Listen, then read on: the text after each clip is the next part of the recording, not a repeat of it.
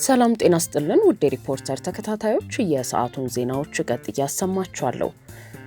በውጭ ሀገር የምትኖሩ ኢትዮጵያውያን እና ለዓለም አቀፍ ተጓዦች ሁሉ ወደ ውድ ሀገራችሁ ለረፍትም ሆነ ለሥራ ጎራ ስትሉ ባንካችን ከእሁድ እስከ እሁድ በሁሉም የሀገሪቱ አካባቢዎች የሚያገለግሉ ኤቲኤሞችን አዘጋጅቶ ይቀበላችኋል። በውጭ ሀገር ቪዛ፣ ዩኒየን ፔይ አሊያም ማስተር ካርዳችሁ በመላው ኢትዮጵያ ያሻችሁን በእጃችሁ በሸመታ ጊዜም ቢሆን በፖዝ ማሽኖቻችን ስትገለገሉ ግብይታችሁ አልጋ ባልጋ ነው። ምስጉን በሆነው አገልግሎታችን ገንዘቦን በፈለጉት ጊዜ ያገኙታል። በኢትዮ ዳይሬክት እንዲሁም ከ730 በላይ ታዋቂ ዓለም አቀፍ ባንኮች ጋር በተጣመረው ስዊፍት ኮዳችን ሲቢኢ ቴታ እና በሌሎች የገንዘብ ማስተላለፊያ መንገዶች በኩል እንድትጠቀሙ በክብር እናስታውሳችኋለን። በረጅም ጊዜ ክፍያና እጅግ አነስተኛ በሆነ ወለድ ለቤት፣ ለመኪና፣ ለግል ጉዳይ እና ለንግድ ሥራ የሚውሉ የብድር አማራጮችንም እነሆ እንላለን። የኢትዮጵያ ንግድ ባንክ ሁሌም የሚተማመኑበት ባንክ።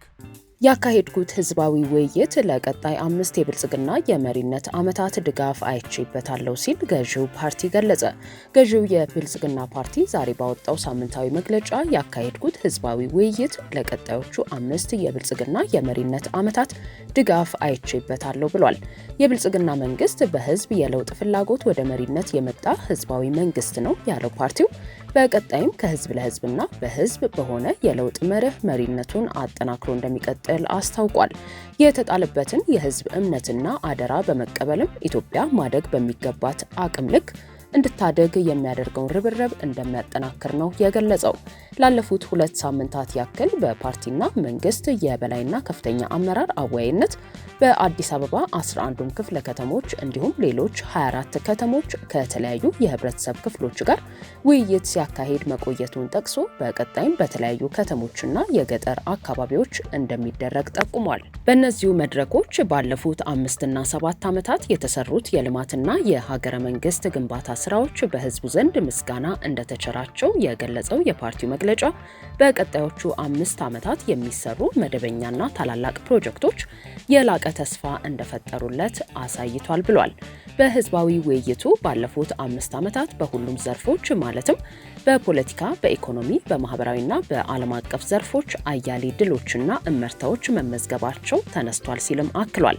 ታላቁ የኢትዮጵያ ህዳሴ ግድብ ፕሮጀክትን ጨምሮ የማዳበሪያ፣ የነዳጅ ማጣሪያ፣ የጋዝ ኃይል፣ የኒውክሌር ኃይል፣ የቤት ልማትና የግዙፍ አየር ማረፊያ ግንባታ ፕሮጀክቶች ኢትዮጵያን በቀጣዮቹ 5 ዓመታት ወደ አፍሪካ የብልጽግና ተምሳሌት የሚያደርሱና የሀገረ መንግስት ግንባታ አካል የሆኑ ስትራቴጂክ ፕሮጀክቶች ናቸው ብሏል። ፕሮጀክቶቹ ከ5 ዓመት በኋላ ሙሉ ለሙሉ ሲጠናቀቁ ከኢኮኖሚያዊ ነጻነት፣ ከስራ ዕድልና ሀብት ፈጠራ የተያያዙ ትላልቅ ዝላዮችን እንደሚፈጥሩ አመልክቷል። መንግስት ከመረጠው ህዝብ ጋር ተገናኝቶ እየተወያየ ነው ያለው ፓርቲው በውይይቱም የቀጣዮቹ 5 ዓመታት ህዝባዊ እቅዱ ላይ አተኩሮ እየሰራ እንደሆነና ለህዝቡ ተስፋን እየፈጠረ እንደሚገኝ በመግለጫው አክሏል። በፖለቲካ ረገድ የፖለቲካ ምህዳሩ ከማስፋትና ከማዘመን ጋር የተያያዙ ስራዎች ተሰርተው በሀገራችን የትብብርና የፉክክር ሚዛን የጠበቀ ፖለቲካ ለመገንባት ከፍተኛ አስተዋጽኦ አበርክተዋል ያለ ሲሆን በዚህም 275 የተፎካካሪ ፓርቲዎች አመራር ከነዚህም 7ቱ በሚኒስትርና ሚኒስትር ዴኤታ ደረጃ የተለያዩ መንግስታዊ ኃላፊነቶችን ይዘው እየመሩ እንደሚገኙ ጠቁሟል። መንግስትና መሪው የብልጽግና ፓርቲ ህዝብን በማዳመጥ ለህዝቡ ጥያቄ ምላሽ እየሰጠ እንደሚቀጥልም ነው የገለጸው። 7ኛው ሀገራዊ ምርጫ በመጪው ግንቦት 24 ቀን 2018 ዓ.ም እንደሚካሄድ ብሔራዊ ምርጫ ቦርድ መግለጹ ይታወሳል።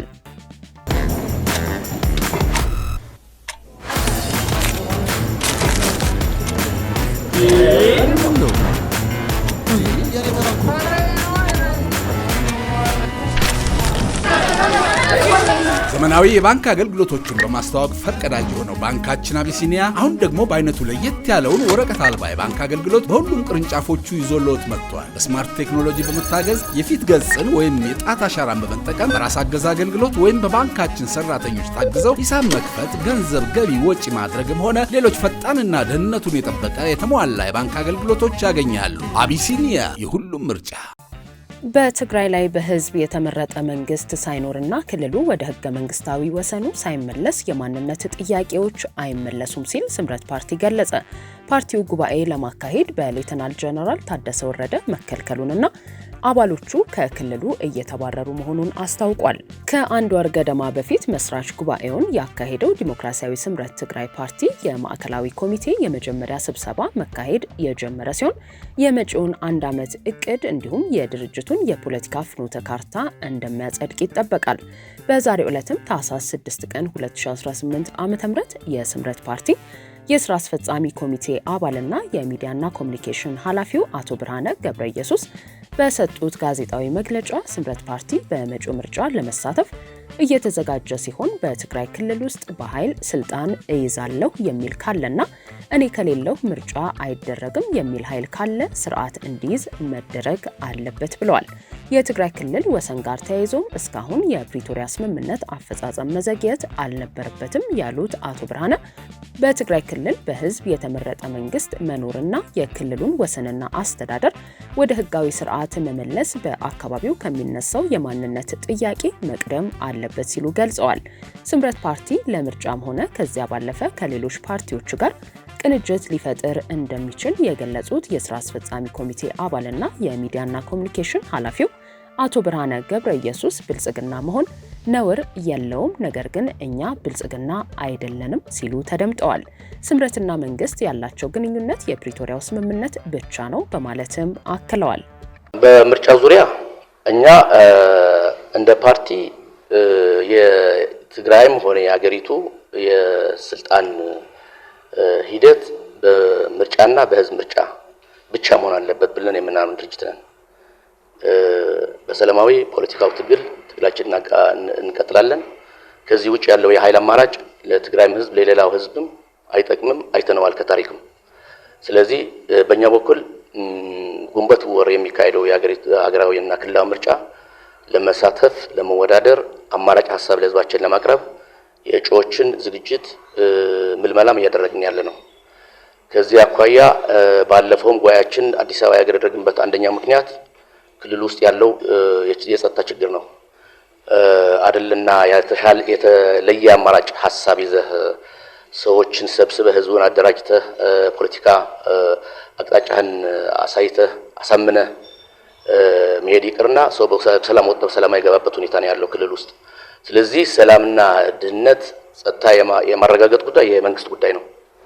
ነምበር 1 የፌደራል መንግስት ጉዳይ ነው። ቀጥሎም እዛ የሾመው ያስቀመጠው የክልሉ መንግስት ደግሞ የኃላፊነትን ከመውጣት አኳያ መስራት ያለባቸው ነገር መስራት አለባቸው። ስለዚህ በእኛ በኩል ማድረግ የሚገባን ከምርጫ ቦርድ የሚሰጠን አቅጣጫ መሰረት አድርገን መሰራት ያለባቸው ነገር ዝግጅቶችን እያሰራን ያለ ነው። ከዚህ አኳያ እኛ የእስክርቢቶ የሐሳብ ታጋዮች እንጂ የመሳሪያና የኃይል ታጋዮች አይደለንም። ስለዚህ በኃይል ስልጣን እቆጣጠራለሁ እኔ ከሌለሁኝ ምርጫ ክልል ውስጥ አይካሄድም የሚል ኃይል ካለ ስርዓት ማስያዝ ያለበት ምርጫ አማራጭ ነው የሚባለው ጀመር። አሁን ትግራይ ላለፉት 5-6 ዓመታት መንግስት የላትም። በህዝብ የተመረጠ ህዝብን የመረጠው ይጠቅመኛል፣ ያሻግረኛል፣ አጠቃላይ ፖለቲካዊ ኢኮኖሚያዊና ማህበራዊ ችግሮችን ይፈቱልኛል ብሎ ያስቀመጠው በህዝብ የተመረጠ መንግስት የለም። እንደምታውቁት 2 ጊዜ በጊዜያዊ መስተዳደር ስር ነው ያለችው። ይሄም ሆኖ ትግራይ ግማሽ ትግራይ ነው አሁንም በየተዳደረ ያለው። ስለዚህ የግድ በህዝብ የተመረጠ መንግስት መኖር አለበት። በህዝብ የተመረጠ መንግስት በሚኖርበት ጊዜ አንደኛ ቅድም ያልከው ችግሮች አሉብን የሚል በክልሉ ያሉ አካባቢዎች ችግር አለብኝ የማንነት ችግር አለብኝ የሚል ሐሳብ ካለም በህዝብ የተመረጠ መንግስት መሰረት አድርጎ ነው ህጋዊ መፍትሄ የሚሰጠው። ሂደቱም በህገ መንግስቱ መሰረት ህጋዊ መንግስት ይኖራል፣ በዚህ የተመረጠ መንግስት ይኖራል። ጥያቄ አለኝ የሚል ሐሳብ ያለው ቡድንም ይሁን ግለሰብ ካለ ደግሞ በክልሉ ህግና ስርዓት መሰረት እስከ ፌደራል መንግስት በህገ መንግስቱ መሰረት የሚሄድበት ሁኔታ ነው። አሁን ግን ይሄ ጥያቄ ለመነሳትም መልስ የሚሰጥ አካልም የለም። በዚህ የተመረጠ ይሁንታ ያለው መንግስትም የለም። ስለዚህ ምርጫ የግድ ነው የሚሆነው። ምርጫ የግድ ሲሆን አከራካሪ ወይም በተለያዩ ኃይሎች የተያዙ አካባቢዎች ምን መሆን አለበት የሚለው እንደኛ በፕሪቶሪያ ስምምነት መሰረት መተግበር አለበት። በመዋልም ማደርም የለበትም። እስካሁንም መዘግየት አልነበረበትም። አሁንም እዛ ያሉ ኃይሎች በስምምነቱ መሰረት መውጣት አለባቸው። አካባቢው በህገ መንግስቱ መሰረት በስምምነቱ መሰረት ወደ ትግራይ መካለል አለበት። ከዛ በኋላ ጥያቄ አለኝ የሚል ሐሳብ ያለው ኤን ቡድን ካለ ግን በህገ መንግስቱ መሰረት መዳኘት ይቻላል የሚል አቋም ስላለን ነው። ሁለተኛ ምን አማራጭ ሐሳብ አላችሁ የሚለው እንደኛ የመጀመሪያ ሐሳብ ትግራይ ውስጥ ምንድነው ችግር ያለው? እስካሁን የሰላም ችግር ነው ያለው። ችግሮችን ጥያቄዎችን በሰላማዊ መንገድ ሳይሆን በኃይል አስፈጽማል የሚል ኃይል ነው ያለው። ትልቁ ልዩነታችን እዚህ ላይ ነው። የኛ የትግራይ ህዝብ ዋነኛ ችግር ሊፈታ የሚችለው ጥያቄ ሊመለስ የሚችለው በሰላማዊና ሰላማዊ ትግል ብቻ ነው። ይሄ የመጨረሻ አሟጠን ሳንጠቀም ወደ ሌላ አማራጭ መግባት የለብንም የሚል የስምረት አቋም ነው። አንደኛ ልዩነታችን ይሄኛው ነው። ሁለተኛ ክልሉ ውስጥ የክልሉ ዙሪያ ይገባኛል፣ ይመለከተኛል፣ ያገባኛል የሚል ማንኛውም የክልሉ ተወላጅ በክልሉ በሰላምና ደህንነቱ ተጠብቆ መንቀሳቀስ አለበት። የፈለገው ሐሳብ ማራመድ ይችላል። የፈለገው ከህገ መንግስቱ ውጭ ሳይወጣ በሰላማዊና ዲሞክራሲያዊ አኳኋን ማንኛውም ሐሳብ አራምዶ ተንቀሳቅሶ የፈለገውን ስራ መስራት ይችላል ነው። እዚህ ጋር ልዩነት አለ። እዛ በጣም ልዩነት አለ። የሚንቀሳቀስ የሚፈቀድለት ሰው አለ፣ ማይንቀሳቀስ የሚፈቀድለት ሰው አለ ደግሞ። ስለዚህ በፕሮግራማችን በግልጽ ተቀምጠዋል። ለህዝብም ይፋ እናደርገዋለን። የኢኮኖሚ አቅጣጫችን ምንድነው መሆን ያለበት? ከሀገሪቱና ከክልሉ ነባራዊ ሁኔታ በፖለቲካ ምንድነው መሆን ያለበት? በውጭ ጉዳይ ግንኙነት ምንድነው መሆን ያለበት? በደህንነትና ጸጥታ ሰላም ምንድነው መሆን ያለበት? ከጎረቤቶቻችን ጋር ያለን ግንኙነት ምንድነው መሆን ያለበት የሚል መሰረታዊ ፒላሮችን ተቀምጠዋል። ስለዚህ እሱን በሂደት ለህዝብ ይፋ ስለምናደርግ ልዩነቱ በጣም ሰፊ መሆኑ ማስቀመጥ ይገባል፣ መውሰድም ይገባል የሚል ሐሳብ አለ። ጉባኤ ማካሄድ የቆየንበት ዋና ምክንያት በራሳችን ምክንያት ነው። እኛ ጉባኤው መካሄድ ያለበት ትግራይ ውስጥ መቀሌ ውስጥ ነበር ያሰብነው። ይሄ ለማድረግ ጥያቄ ለክልሉ ጊዜያዊ መስተዳድር በደብዳቤ ያሳውቀን ነበረ። ከዛ የተሰጠን መልስ እንደማይችሉ ነው። ነሐሴ 17 ጉባኤ ለማካሄድ ደብዳቤ ጽፈናል። ከክልሉ ፕሬዝዳንት እንደማንችል ተከለከልን። ሁለተኛ ጽህፈት ቤትም መቀሌ ውስጥ ከፍተን ነበረ። እሱም በሌሊት በታጣቂዎች ቁሳቁስን ተሰባብረው እዛ የነበረ ቢሮም ተሰብሮ አባላቶችንም እንዲባረሩ ተደርገዋል። ከዛ አልፎም የስምረት ደጋፊዎች፣ አመራሮች፣ አባላት የነበሩም ከክልሉ ካቢኔ ጀምሮ እስከታች የማባረር፣ የማሰር፣ የማሳደድ ሁኔታ ስላለ የምርጫ ቦርድ የተሰጠን የጊዜ ገደብም የራሱ አሰራር ስላለው ጊዜው ማለፍ ስለሌለበት ያው መስራች ጉባኤው አዲስ አበባ ለማካሄድ ተገደናል ማለት ነው። እንዴት ነው ምርጫው ጋር ምንነው የምንዋደረው የሚለው እስካሁን ያለነው ጉዳይ እኛ በራሳችን ስምረት ከላይ እስከታች ሰፊ የህዝብ ተቀባይነት ያለው ድርጅት ነው። ዛስዋይ እዛ ክልሉ ላይ እንዳንቀሳቀስ እየተደረገ ያለው ከዚያ አኳያ ነው። ስለዚህ በሂደት ወደ ምርጫው ቅስቀሳ በምንገባበት ጊዜ ብቻችን የምንሆነው ወይም ከሌሎች ጋር ጥምረት፣ ውህደት፣ ግንባር እንፈጥራለን አንፈጥረም የሚለው በፕሮግራማችን በህገ ደንባችን አስቀምጠናል። እንደዚህ አይነት አማራጮችን መጠቀም እንደምንችል ግን ለምርጫ ብቻ ተብሎ ሳይሆን አጠቃላይ እንደ ሀገር እንደ ክልልም የሚወሰን ሆኖ እንደኛ ግን በሂደቱ የምናየው ጉዳይ ነው። እኛ ብልጽግና አይደለም እንደሚባለው ሰላም ከሌለ ይቅርና አዲስ አበባ ሀገር አሜሪካ ሄደህ ፓርቲ መስረት ትችላለህ። ግን እነሱ በሐሳብ ሲሸነፉ ስምረት የብልጽግና ነው፣ የብልጽግና አሽከር ነው፣ ተላላኪ ነው፣ ብልጽግና ነው እየተባለ ነው ያለው። ብልጽግና መሆን ነውር የለውም። እኛ ግን ብልጽግና አይደለም። እኛ ስምረት ለትግራይ ህዝብ የተሻለ አማራጭ ይዘን መተናል ያለ ነው። የተሻለ ነው አይደለም ህዝብ ነው የሚወስነው። እኛ መምራት የምንችለውና የምንፈልገው በትግራይ ህዝብ ተወክለን ትግራይና ከዛም ደግሞ በአገሪቱ የትግራይ ህዝብ ውክልና ይዘን መሳተፍ ነው የምንፈልገው። ከዚህ ውጭ ግን አዲስ አበባ ስለመጣ ሰው ብልጽግና የሚባለው አስመራ ሄደውስ ሻዕቢያ ሆነ ሊባል ነው? እኛ እኮ ትናንት ጦርነት ውስጥ ገብተናል። የጦርነቱ ሂደት መነሻው ሂደቱ በሂደት ተጣርቶ ህጋዊ መልስ ይሰጥበታል። ግን በስምምነት ፌደራል መንግስት ጋር ያለን ግንኙነት አሁን በፕሪቶሪያ ስምምነት መሰረት ብቻ ነው። ይህ ስምምነት ለመተግበር ደግሞ እየታገልን ያለ ነው። ይሄ በምናደርግበት ሂደት የሚያጋጥሙ ብዙ ውጣ ውረዶች አሉ። እሱ በትዕግስት ያለፍነው ነው ያለን። በዛኛው ሳይድ ያለው ኃይል ደግሞ በፖለቲካ ትግል ገጠምን፣ ተሸነፈ፣ ሰራዊት ስላለው አፍቆም ስላለው እኛ ቅድም እንዳልኩት ስክሪፕቶና ሐሳብ ነው ያለነው ሊያስሩን ሊያሸማቁም ሞከሩ። ስለዚህ ደህንነታችን ይጠብቅልናል ብለን ምናስበው ለጊዜው እዚህ መተናል። እዛ ያሉ የኛ እዚህ ያለነው እኮ ከ15 ከ20 አንበልጥም የስምረት አመራሮችና አባላት በሙሉ እኮ ትግራይ ውስጥ ነው ያለው። ስለዚህ ብልጽግና ናቸው የብልጽግና ተላላኪዎች ናቸው ምናምን የሚባለው ባንዳ ናቸው ምናምን የሚባለው የባንዳ ትርጉም የተላላኪነት ትርጉም ቢያውቁ ኖሮ እኛ ሀገራችን ትተናል። ሀገራቸው ትተው ሌላ ሀገር ሆነው ሀገራቸው ለመውጋት የተንቀሳቀሱ ያሉ እነሱ ናቸው። ስለዚህ የነሱን ፕሮፓጋንዳ መሳሪያ የሆነ አብዛኛው ብልጽግና ናቸው እንደዚህ ናቸው እንደዚህ ህወሓት እኮ መጀመሪያ ሲመሰረት አዲስ አበባ ዩኒቨርሲቲ ነው የተመሰረተው። ማህበር ገስገስት ብሔረ ትግራይ የሚባለው አዲስ አበባ ነው የተመሰረተው። አዲስ አበባ ከትግራይ ውስጥ የዛኔ ትግራይ ውስጥ አማራጭ በሰላም ለመንቀሳቀስ የነበረው የደርግ አገዛዝ የጭቆና ቀንበሩ ኃይለኛና አስቸጋሪ ስለነበር ነው። ስለዚህ አዲስ አበባ ቲፒኤልኤፍ ስለተመሰረተ የአዲስ አበባ መንግስት ነው ወይም የአዲስ አበባ ፓርቲ ነው። ስለዚህ ይሄኛው በሐሳብ የተሸነፈ ኃይል መጨረሻ መያዣ ሲያጣ ወደዚህ አይነት የማስጠቆርና የማሳደድ አካሄድ መሆኑን መረዳት አለባችሁ። ውድ ሪፖርተር ተከታታዮች የሰዓቱ ዜናዎቻችን እነዚህ ነበሩ። ስላደመጣችሁን ከልብ እናመሰግናለን።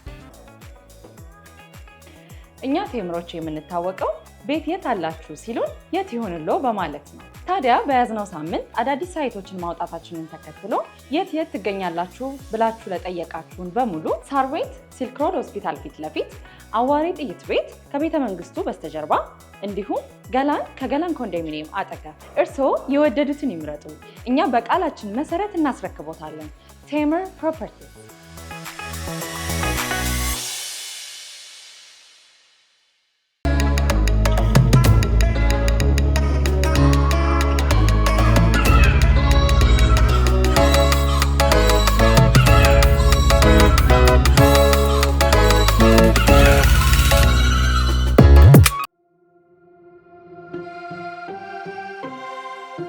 It all starts with an Ethiopian smile. In every beat, we find our stories.